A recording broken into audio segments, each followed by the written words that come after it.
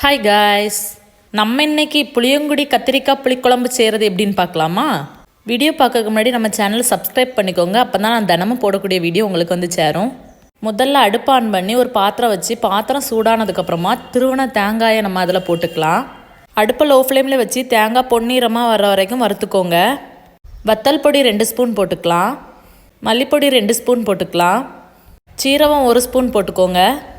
கருவேப்பிலை 1 கொத்து போட்டுக்கலாம். இப்போ இது எல்லாம் நல்லா பொன்னிறமாக வர்ற வரைக்கும் நல்லா வறுத்துக்கோங்க.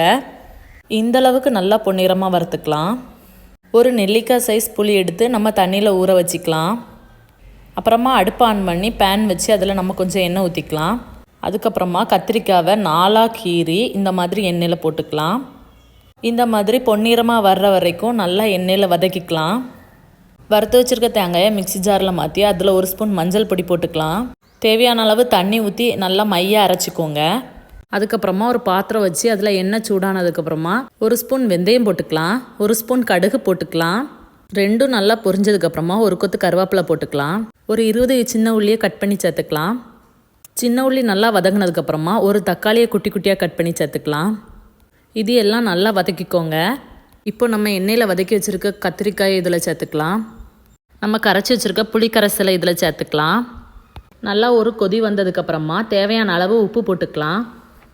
ஒரு 15 நிமிஷம் குழம்பு நல்லா கொதி வரட்டும். அவ்வளோதான், சுவையான புளியங்குடி கத்திரிக்காய் புளிக்குழம்பு ரெடி. வேறு லெவல் டேஸ்ட்டாக இருக்கும். நீங்களும் வீட்டில் செஞ்சு சாப்பிட்டு பார்த்துட்டு எப்படி இருக்குன்னு சொல்லுங்கள் காய்ஸ்.